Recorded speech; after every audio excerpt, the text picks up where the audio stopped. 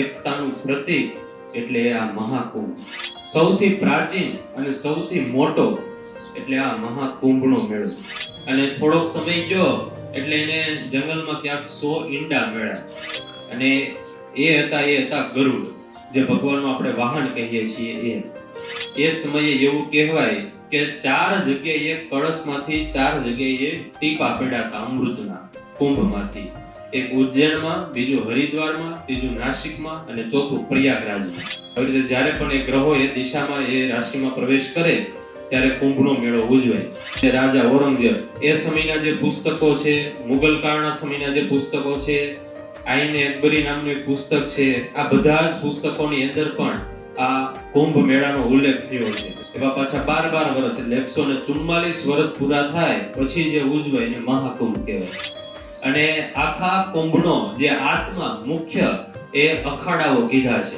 અને 26 ફેબ્રુઆરીના દિવસે મહાશિવરાત્રી છે, એ દિવસે શાહી સ્નાન છે.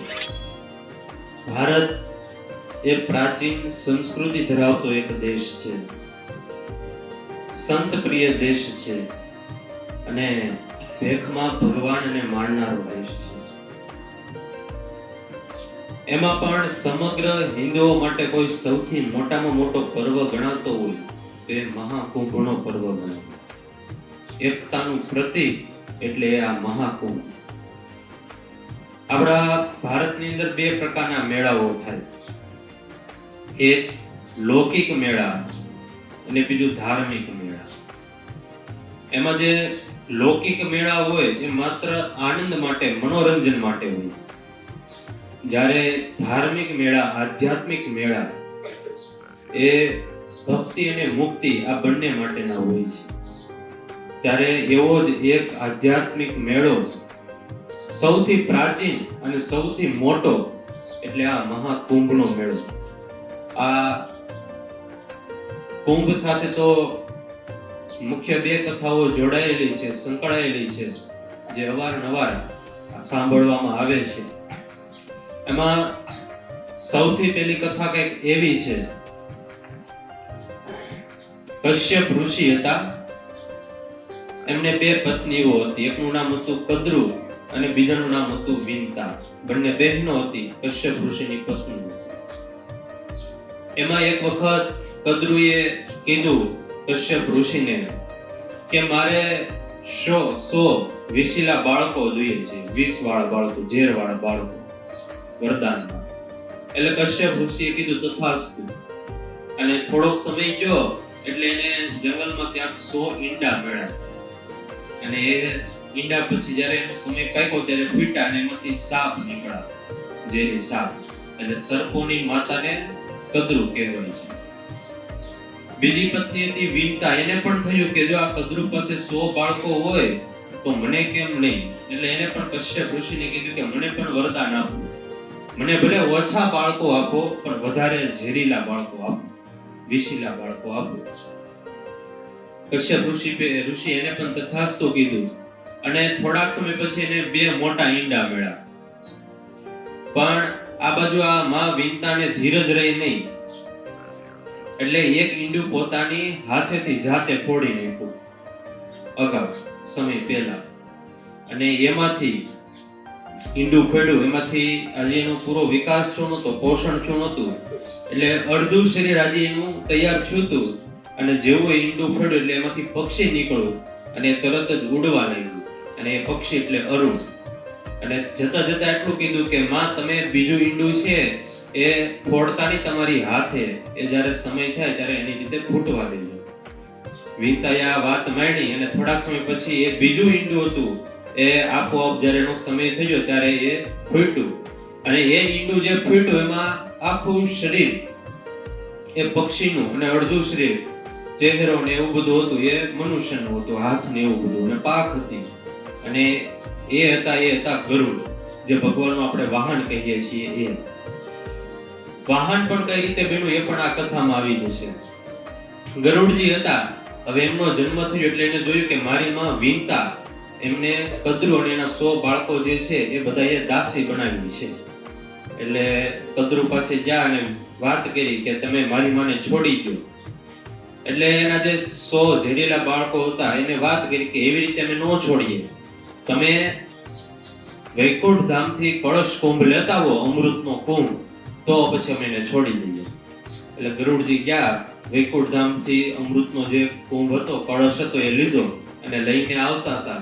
વચ્ચે એવું કહેવાય કે ઘણા દેવતાઓ સાથે યુદ્ધ થયું, પણ ખૂબ શક્તિશાળી હતા. છેલ્લે વિષ્ણુ ભગવાન આવ્યા. એટલે વિષ્ણુ ભગવાને જોયું કે આ ગરુડજી છે હાથમાં કુંભ લઈને જાય છે, પણ અમૃતનું પાન કરતા નથી.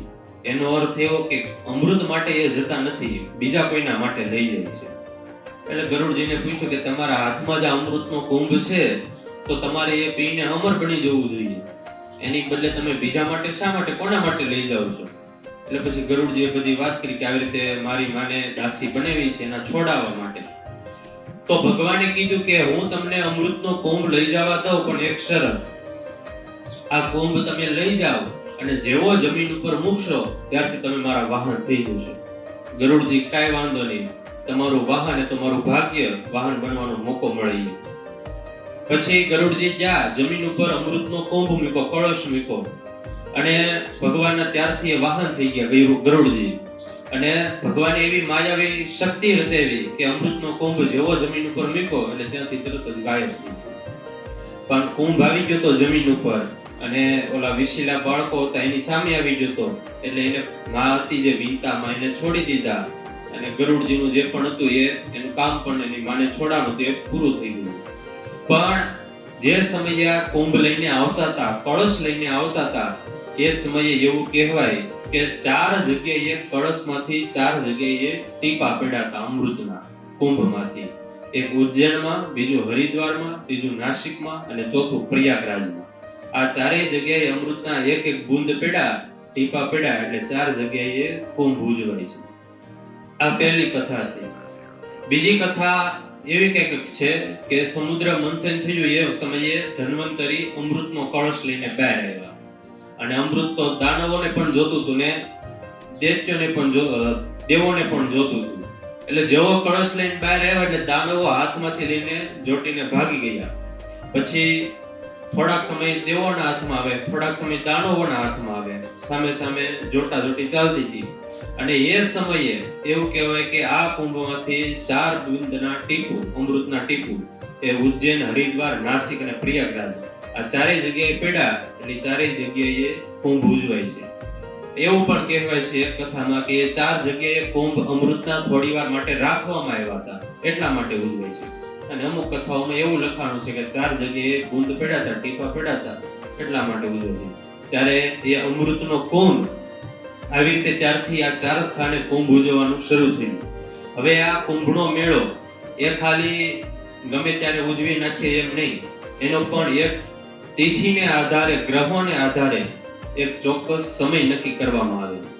4 સ્થાનોમાં જ્યારે જ્યારે કુંભ ઉજવાય ત્યારે એનો સમય નક્કી કર્યો છે. આમ તો જ્યારે આ કુંભ લઈને જતા હતા ગરુડજી, દાનવો, ત્યારે એવું લખાણું કે સૂર્ય દેવતા એ ધ્યાન રાખતા હતા કે અમૃતનો કુંભ છે એ તૂટી ન જાય.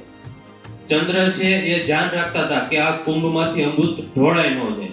અને બૃહસ્પતિ છે એ એવું ધ્યાન રાખતા હતા કે આ કુંભ છે એ દૈત્યોના, દાનવોના હાથમાં ન આવી જાય. એટલે આ ત્રણેય દેવતાઓ, ત્રણેય ગ્રહો એને આધારે સમય નક્કી કરવામાં આવે. જ્યારે સૂર્ય એ મેષ રાશિમાં પ્રવેશ કરે અને બૃહસ્પતિ એ કુંભ રાશિમાં પ્રવેશ કરે એ સમયે હરિદ્વારમાં કુંભ યોજાય. પછી સૂર્ય મકર રાશિમાં પ્રવેશ કરે, ચંદ્ર પણ મકર રાશિમાં પ્રવેશ કરે અને બૃહસ્પતિ મેષ રાશિમાં પ્રવેશ કરે ત્યારે પ્રયાગરાજમાં કુંભ ઉજવાય જે ત્યારે શરૂ છે. પછી સૂર્ય સિંહ રાશિમાં પ્રવેશ કરે અને બૃહસ્પતિ પણ સિંહ રાશિમાં પ્રવેશ કરે ત્યારે નાસિકની અંદર કુંભનો મેળો હોય. સૂર્ય મેષ રાશિમાં પ્રવેશ કરે અને બૃહસ્પતિ સિંહ રાશિમાં પ્રવેશ કરે ત્યારે ઉજ્જૈનની અંદર મેળો હોય. આવી રીતે જ્યારે પણ એ ગ્રહો એ દિશામાં, એ રાશિમાં પ્રવેશ કરે ત્યારે કુંભનો મેળો ઉજવાય. બીજું એને માઘ મેળો પણ કહેવાય. માઘ મેળો એટલે શા માટે? તો અત્યારે માઘ મહિનો ચાલે તો અત્યારે બધા માટલાની વ્યવસ્થા થઈ ગઈ. પહેલા મોટા ભાગે બધા નદીઓ, સમુદ્રમાં સ્નાન કરવા માટે જતા. એટલે આ પ્રયાગરાજ, હરિદ્વાર એ બધી ગંગાની નદીઓ છે એમાં જ્યારે સ્નાન કરવા જતા એક મહિનો એટલે ત્યારે ઘણા બધા લોકો ત્યાં ભેગા થતા અને સવારના સમયે ત્યાં ભક્તિ કરતા, સ્નાન કરતા, એટલા માટે માઘ મેળા તરીકે પણ ઓળખાય.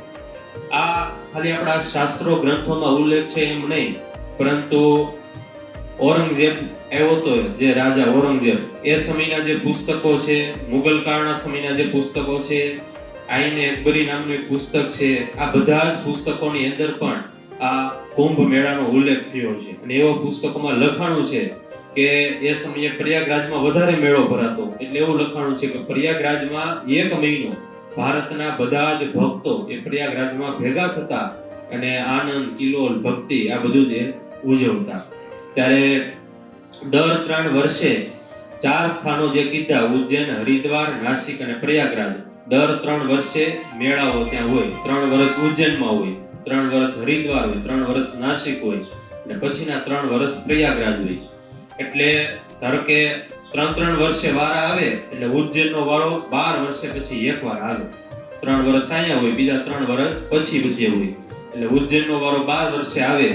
એવા 12 વર્ષ પાછા 12 વખત થાય એટલે 144 વર્ષ થાય ત્યારે જે ઉજવાય એને મહાકુંભ કહેવાય. અત્યારે જે પ્રયાગરાજમાં મહાકુંભ ચાલે એ 12 વર્ષેનો વારો આવતો હોય એટલે 144 વર્ષ પછી અત્યારે આવ્યો છે એટલે એ મહાકુંભ કહેવાય. કુંભના 4 પ્રકાર. એક તો ખાલી એમનેમ કુંભ, એ દર 3 વર્ષે હોય. પછી અર્ધ કુંભ, એ 6 વર્ષે ઉજવાય, એ ખાલી હરિદ્વાર અને પ્રયાગમાં જ ઉજવાય છે. પછી પૂર્ણ કુંભ એટલે એ 12 વર્ષ પૂરા થાય ત્યારે જ્યારે ઉજવાય એ પ્રયાગરાજમાં ઉજવાય. અને મહાકુંભ એટલે કે 12 કુંભ પૂરા થાય એવા પાછા 12 વર્ષ એટલે 144 વર્ષ પૂરા થાય પછી જે ઉજવાય એને મહાકુંભ કહેવાય. એ અત્યારે પ્રયાગરાજમાં મહાકુંભ ચાલે. 2001માં કુંભ થયો હતો, 2013માં થયો, અને અત્યારે 2025માં અત્યારે મહાકુંભ ચાલે છે. 13 જાન્યુઆરી થી 26 ફેબ્રુઆરી 13 જાન્યુઆરી શરૂ થયો અને 26 ફેબ્રુઆરી સુધી આ કુંભ ચાલશે. પછી આ કુંભમાં અનેક સાધુ, સંતો, સંન્યાસીઓ, યોગી, જોગી, મુનિ બધા આવતા હોય. સાથે સાથે ઘણા બધા દેશ વિદેશથી હરિભક્તો પણ આવતા હોય. અને આખા કુંભનો જે આત્મા મુખ્ય એ અખાડાઓ કીધા છે. મુખ્ય 13 અખાડા છે. એમાં 7 શૈવ સંપ્રદાયના અખાડા છે, 3 વૈષ્ણવના અને બીજા 3 ઉદાસીન અખાડા છે.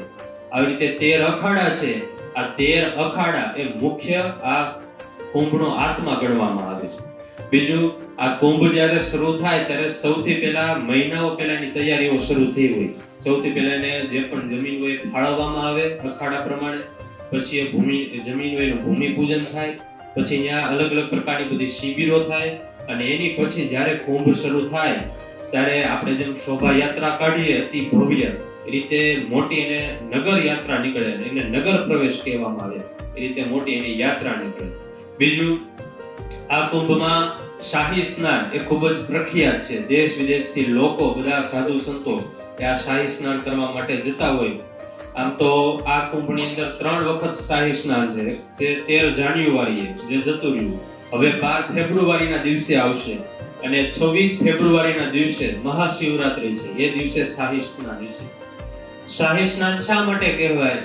તો કે પહેલાના સમયમાં રાજાશાહી હતી ત્યારે રાજાઓ જેમ નગર યાત્રા માટે નીકળતા ત્યારે ઢોલ નગારા વાગતા હોય, હાથીની અંબાડી ઉપર બેઠા હોય, ઘોડા ઉપર બેઠા હોય અને સરસ મજાની યાત્રા નીકળતી હોય. એમ જ્યારે અત્યારે શાહી સ્નાન હોય ત્યારે અત્યારે પણ સાધુ સંન્યાસીઓ હોય જે પણ, એ બધાની સવારીઓ નીકળે. હાથીઓ ઉપર, ઘોડાઓ ઉપર, અલગ અલગ બધી પાલખી ઉપર એની સવારી નીકળતી હોય એટલે શાહી સ્નાન કહેવામાં આવે. બીજું, અમૃત સ્નાન પણ કહેવામાં આવે છે. અમૃત સ્નાન શા માટે? તો કે જ્યારે અમૃતના ટીપું પીડા, બૂંદ પીડા, ત્યારે એવું કહેવાય કે નદીઓ છે 4 સ્થાનોની, એ નદીઓમાં પીડાતા. એટલે અમૃતના ટીપા એમાં પીડા એટલે એ નદીમાં કોઈ સ્નાન કરે તો એને અમૃત જેટલું ફળ મળે. એટલા માટે એને અમૃત સ્નાન પણ કહેવામાં આવે છે. આવી રીતે પ્રાચીન, આધ્યાત્મિક, પૌરાણિક આ બધી જ કથાઓ આ કુંભ સાથે સંકળાયેલી છે.